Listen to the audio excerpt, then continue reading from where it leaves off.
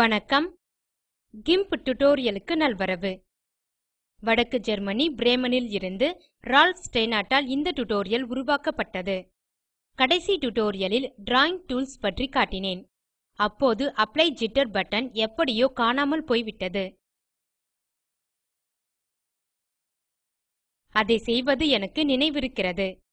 ஆனால் எடிட்டிங்கின் போது போய்விட்டிருக்க வேண்டும்.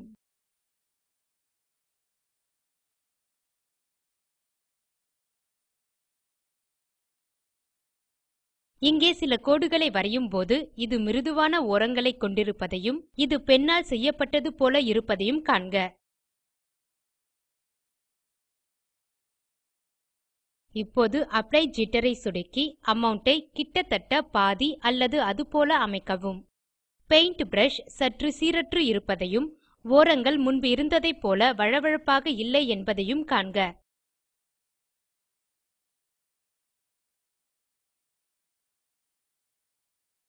அமவுண்ட் ஐ அதிகரிப்போம்.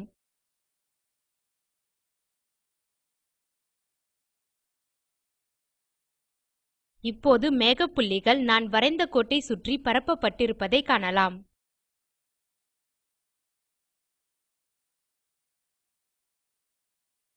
அதுதான் ஜிட்டர் பட்டனின் ரகசியம். செய்ய வேண்டிய திருத்தம் மற்றொன்று உள்ளது. பென் அல்லது பிரஷ் ல் இருந்து வித்தியாசமான முக்கியமான ஒன்றை இரேசர் டூல் கொண்டுள்ளதாக ஹான்சன் எனக்கு எழுதினார். அதை செயலில் காண டிரான்ஸ்பரன்சி ல் போர்க்ரவுண்ட் லேயர் ன் மீது ஏதேனும் சற்று வரையவும். அதாவது அல்பா சேனல் ஐ ஆன் செய்து அதனுடன் ஒரு பென் அல்லது பிரஷ் தேர்ந்தெடுக்கப்பட்ட பேக்கிரவுண்ட் நிறத்துடன் அந்த நிறத்தில் வரையும். ஆனால் இரேசர் அந்த நிறத்தை நீக்கி டிரான்ஸ்பரன்ட் ஆக்கும். சரி, அதை முயற்சிப்போம்.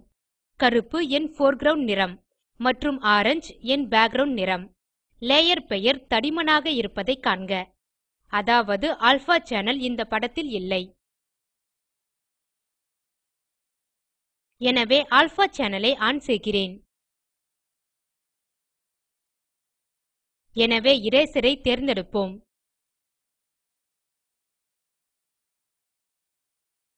இங்கே என் போர்க்ரவுண்ட் மற்றும் பேக்கிரவுண்ட் நிறம் ஒன்றே.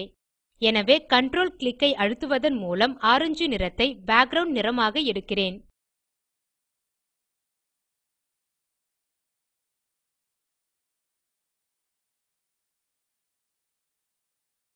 எனவே அடிப்படையில் பேக்கிரவுண்ட் நிறத்துடன் வரைகிறோம்.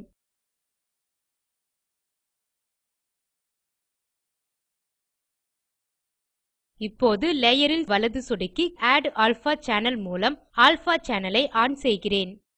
பெயர் தடிமனாக இல்லை என்பதை காண்க. இப்போது இரேசர் ஐ தேர்கிறேன்.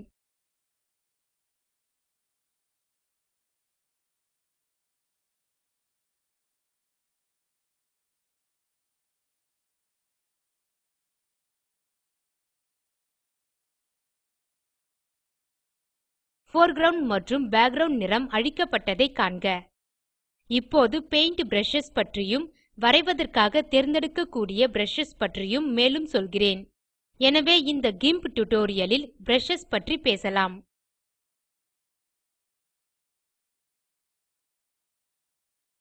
பிரஷஸ் பென்சில் ல் ஆரம்பித்து நான் நினைக்கிறேன் டாட்ஜ் மற்றும் பர்ன் டூல் வரை பல டூல்களால் பயன்படுத்தப்படுகிறது. இங்க் ஐ தவிர இந்த அனைத்து டூல்களும் இடையில் பிரஷ் ஐ பயன்படுத்துகின்றன. எனவே இப்போது உதாரணமாக பெயிண்ட் பிரஷ் ஐ தேர்கிறேன். பிரஷஸ் டயலாக் மீது சொடுக்கியோ அல்லது டூல் பாக்ஸ் ல் பெயிண்ட் பிரஷ் ல் பிரஷ் தேர்வை சொடுக்கியோ பிரஷஸ் ஐ தேர்வு செய்யலாம். பிரஷ்களின் ஒரு தொகுப்பை பெறலாம்.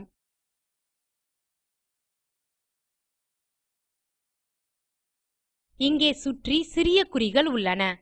இந்த பிரஷ் இங்கே காட்டுவது போல சிறியது அல்ல என்பதை இந்த கூட்டல் குறி காட்டுகிறது. அதன் மீது சொடுக்கும்போது பெரிய பிரஷ் ஐ காண்கிறோம். இந்த சிவப்பு முக்கோணம் அனிமேட்டட் பிரஷ் ஆகும்.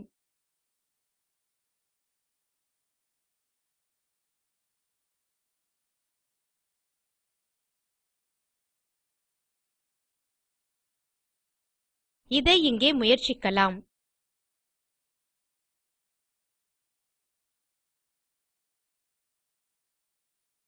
இது சற்று பென்சில் டிராவிங் போன்று காணப்படுகிறது. இது பென்சில் ஸ்கெட்ச் எனப்படும். நீலத்தில் இருப்பவை பாராமெட்ரிக் பிரஷஸ் ஆகும். இவை அடிப்படையில் மேத்தமேட்டிக்கல் மோடு ஆகும். அதை பின்னர் காட்டுகிறேன். இங்கே சில நிலையான பிரஷஸ் உள்ளன. இந்த பிரஷ் ல் கருப்பு பகுதி இங்கே போர்க்ரவுண்ட் நிறத்தில் நிரப்பப்படுகிறது. இது கருப்பாக உள்ளது. இந்த நிலையான brushகளில் வெள்ளை பகுதி மாற்றப்படவில்லை. எனவே இங்கே வரைய முடியும். foreground ஐ சிவப்புக்கு மாற்றுகிறேன் எனில், பின் இந்த சிறிய படம் என் ஓவியத்தில் சிவப்பாகும். இந்த வெள்ளை பேக்கிரவுண்ட் ஆகவே இருக்கும்.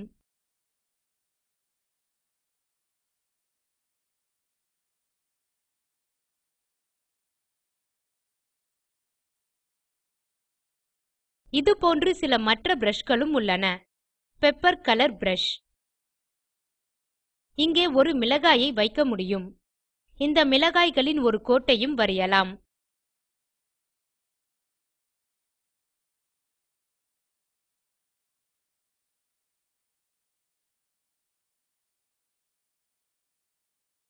இந்த பிரஷ் மிக பயனுள்ளது அல்ல. ஆனால் உங்கள் சொந்த brushகளை உருவாக்க முடியும். அது மிக பயனுள்ளதாக இருக்கலாம்.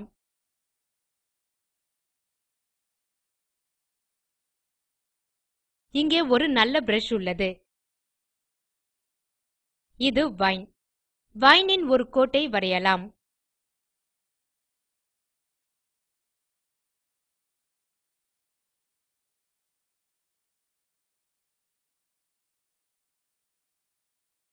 அது பார்க்க நன்றாக உள்ளது. சிறிய அலங்காரத்திற்கு இதை பயன்படுத்தலாம். இந்த ஃப்ரண்ட் கிளிப்போர்ட் ல் வித்தியாசமான பிரஷ் ஐ காணலாம். எனவே இப்போது ஏதேனும் வரைகிறேன். அதற்கு முன் கருப்பு மற்றும் வெள்ளையை என் நிறங்களாக பயன்படுத்த வேண்டும்.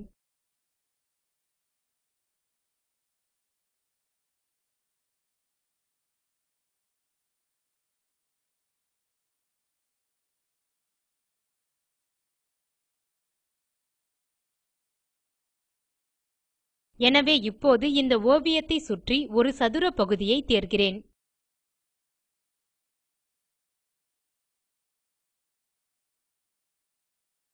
Ctrl C ஐ பயன்படுத்தி இதை கிளிப்போர்ட் க்கு பிரதி எடுக்கவும். பிரதி எடுப்பதற்கு எடிட் கோப்பி க்கு செல்லலாம்.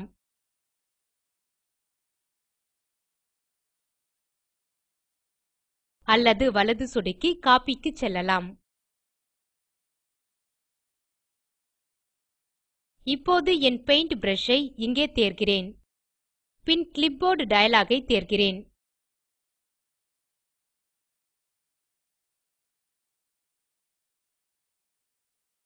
இது வேலை செய்யவில்லை என்பதை காணலாம்.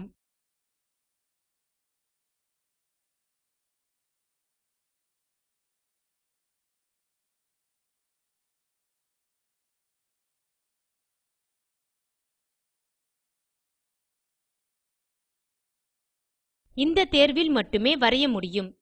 ஏனெனில் இந்த பகுதி தேர்ந்தெடுக்கப்பட்டுள்ளது. இந்த பகுதி தேர்ந்தெடுக்கப்படவில்லை. எனவே இதை Ctrl Shift A மூலம் தேர்ந்தெடுத்துள்ளேன்.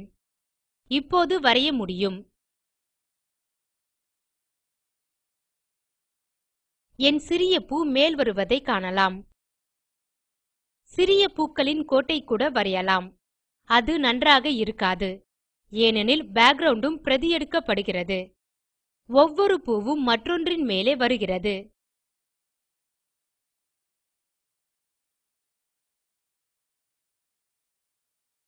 ஒரு படத்தின் சிறு பகுதியை மட்டும் பிரதி எடுத்து, பின் படத்தினுள் விரும்பும் இடத்தில் வரைந்தோமானால் இது நன்றாக இருக்கும். உங்கள் சின்னங்களை முத்திரையிடவும், ஒருவரின் முகத்தை ஒழுங்கற்ற முறையில் ஒரு படத்தில் பதிக்கவும் இதை பயன்படுத்தலாம்.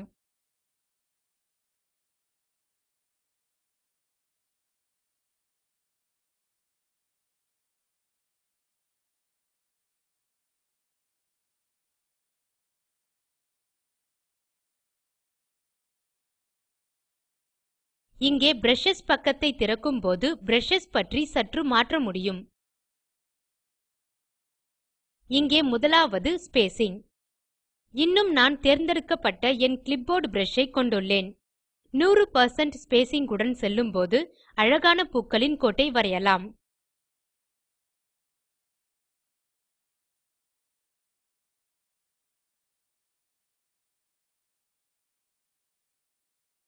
இந்த டயலாகில் ஒரு புது பிரஷ் ஐயும் உருவாக்கலாம். இங்கே முதல் தேர்வை சொடுக்குக.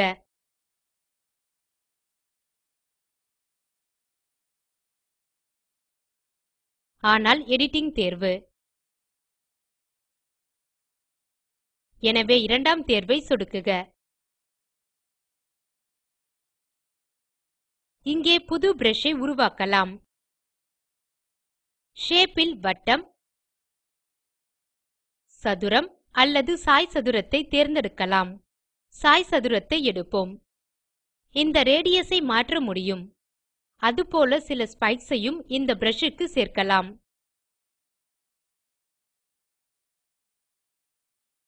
என் பிரஷ் இன் ஹார்ட்னெஸ் ஐ மாற்றி அதை மென்மையாகவோ கடினமாகவோ மாற்ற முடியும் என்பதை காண்க.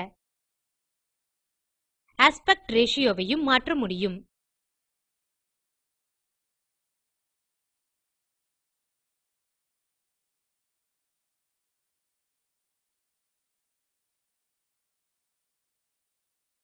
பிரஷ் இன் ஆங்கில் ஐ மாற்றுவதன் மூலம் இதை சற்று சாய்க்க முடியும். ஸ்பேசிங் ஐயும் மாற்ற முடியும். அதை இங்கே செய்வோம். இந்த சிறு நட்சத்திரத்துடன் ஸ்பேசிங் ஐ 200 அல்லது அதுபோல அதிகரிக்கவும். ஒரு புது பிரஷ் ஐ உருவாக்குவதை இப்போது முடித்துவிட்டேன். இப்போது இதை ஸ்டார் என்போம்.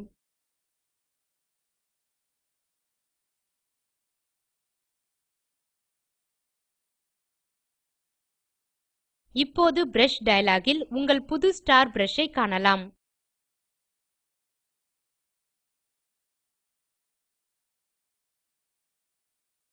இதை பயன்படுத்தும் போது இதுபோன்ற நட்சத்திரத்தை பெறலாம். இப்போது கருப்பால் இதை நிரப்ப வேண்டும். தங்க நிறத்தை போர்க்ரவுண்ட் நிறமாக தேர்ந்தெடுக்கவும். அதிக அளவு ஜிட்டர் ஐ ஸ்டார் பிரஷ் க்கு பயன்படுத்தி இங்கே நட்சத்திரத்தை பதிக்கவும்.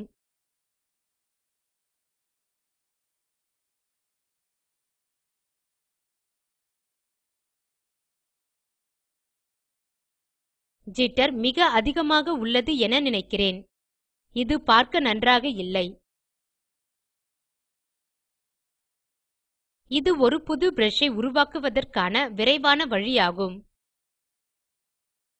முதல் தேர்வை தேர்ந்தெடுப்பதன் மூலம் இந்த பிரஷ் ஐ எடிட் செய்யலாம்.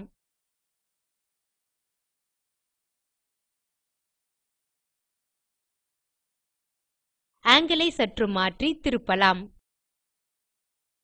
இப்போது இதை இங்கே பயன்படுத்தலாம். ஆங்கில் ஐ சற்று மாற்றியிருப்பதால் இது நன்றாக வேலை செய்கிறது. புது பிரஷ் ஐ உருவாக்குவதன் மூலம் சொந்தமாக கணித ரீதியாக வரையறுக்கப்பட்ட பிரஷ்களையும் செய்யலாம். முதல் தேர்வு ஏதேனும் ஒன்றை கிளிப்போர்டினுள் பிரதி எடுப்பது.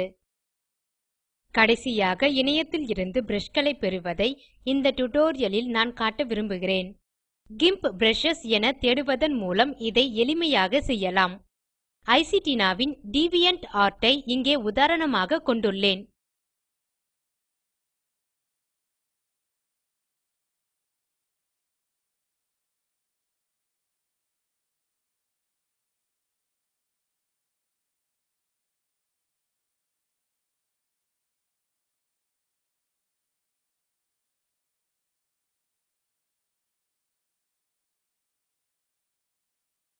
இங்கே கிடைக்கக்கூடிய பிரஷ்கள் உள்ளன. அவை ஐசிடினா உருவாக்கியவை. இங்கே டவுன்லோட் ஐ தேர்ந்தெடுப்பதன் மூலம் அவற்றை தரவிறக்கலாம்.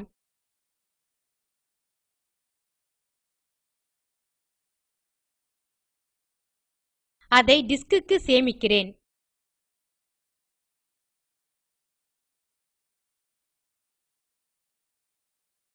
இதை என் டிஸ்கில் தரவிறக்கியுள்ளேன். அவற்றை சற்று நேரத்தில் நிறுவுவேன். எனவே இந்த பக்கத்தை காணலாம். இந்த brushகள் கிரியேட்டிவ் காமன்ஸ் லைசென்ஸ் இல் உரிமம் பெற்றது என காணலாம். இதனுடன் டெரிவேட்டிவ் வேலைகளை செய்ய எனக்கு அனுமதி இல்லை. எனவே இந்த brushகளை எடுக்க அனுமதி இல்லை. அவற்றை மாற்றி இணையத்தில் மீண்டும் இட முடியாது.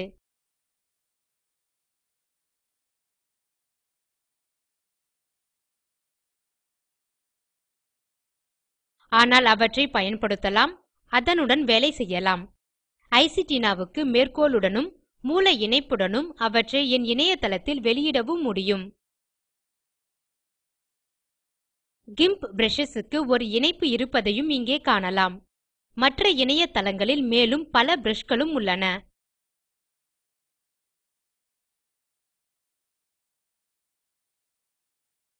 இது கடந்த 24 மணி நேரத்தில் இருந்து புதிய மற்றும் பிரபலமான brushகளில் ஒன்று. 1 month ஐ தேர்கிறேன்.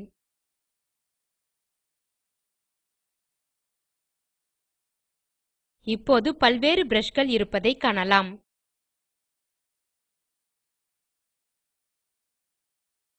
நன்று. இந்த ஸ்டார்டஸ்ட் ஆண்ட் ட்விங்கிள்ஸ் ஐ எடுப்போம்.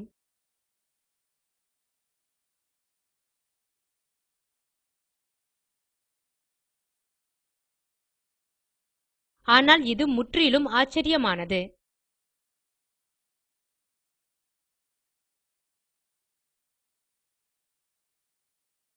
கேனக்ஸ் 57 இன் கேனக்ஸஸ் ஸ்பைக் பிரஷ் பாக். நன்று. இதில் உரிமம் பற்றி தகவல் ஏதும் இல்லை. எனவே இதை தரவிறக்கி இதில் வேலை செய்ய முடியும்.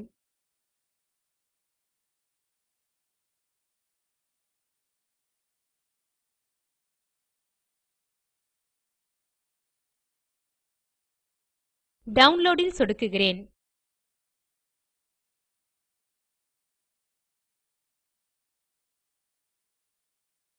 இங்கே GIMP 2.4 இல் பிரஷஸ் என்ற திறந்த போல்டர் ஐ காணலாம். இங்கே star.vbr ஐ காணலாம். VBR பற்றி எனக்கு தெரியாது. ஆனால் GBR என்பது GIMP இல் இருந்து நிலையான brushகள் ஆகும். இங்கே இவை இந்த இணையதளத்தில் இருந்து ஐசிடினா-வால் உருவாக்கப்பட்ட brushகள் ஆகும். என் ஆர்க்கைவ் டூல்-உடன் இந்த போல்டர் ஐ திறக்கிறேன்.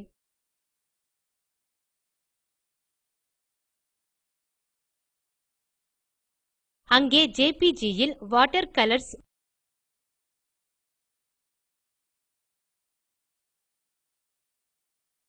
மற்றும் ரீட்மி போன்ற மற்ற பல ஃபைல்களையும் காணலாம். எனவே அவை அனைத்தையும் தேர்ந்தெடுத்து அவற்றை பிரஷ் டைரக்டரி-னுள் இழுக்கிறேன்.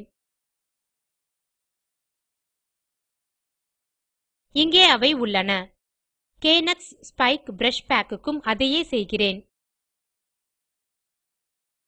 ஆர்க்கைவ் மேனேஜர்-உடன் அந்த போல்டர் ஐ திறக்கிறேன். இங்கே GIMP பிரஷ் ஃபைல்களை காண்க. எனவே அவை அனைத்தையும் தேர்ந்தெடுத்து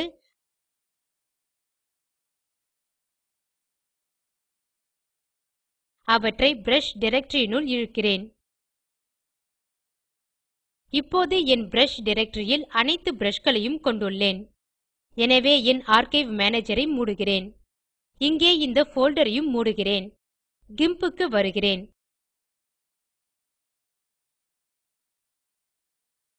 இங்கே ஒன்றும் மாறவில்லை என காணலாம். ஆனால் இந்த ரீலோட் brushes ஐ தேர்ந்தெடுக்கலாம். இப்போது மேலும் பல brushகள் இருப்பதை காண்க. இந்த brushகள் ஐசிடினா-விடமிருந்து பெற்றவை. இங்கே அவற்றை முயற்சிக்கலாம்.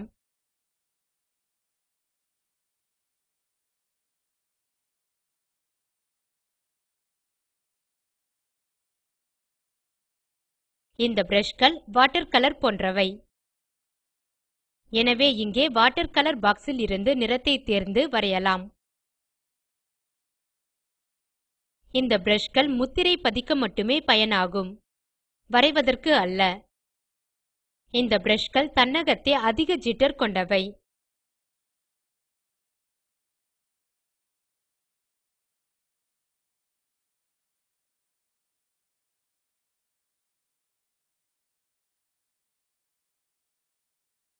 ஆனால் முதலில் பேக்கிரவுண்ட் ஐ துடைக்கிறேன். எனவே இந்த brushகள் தண்ணீர் நிறம் போன்று ஏதேனும் செய்ய உதவும் அல்லது படத்தை சுற்றி ஃப்ரேம் ஐ உருவாக்கவும் பயன்படுத்தலாம்.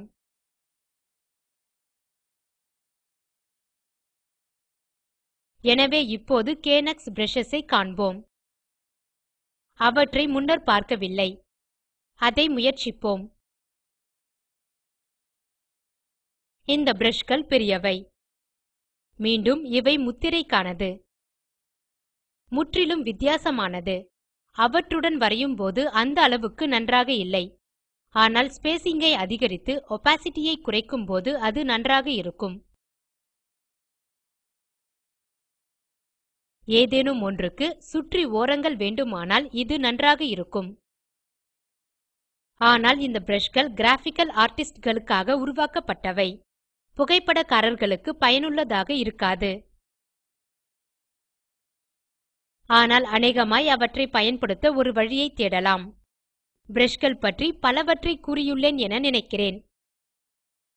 அனிமேட்டட் ப்ரஷ் ஐ உருவாக்குவது, இமேஜ் ஹோஸ் மற்றும் இந்த கலர் brushகளை உருவாக்குவது ஆகியவற்றை மற்றொரு சிறிய எடிஷனில் பார்ப்போம். மேலும் தகவல்களுக்கு meetthegimp.org க்கு செல்க.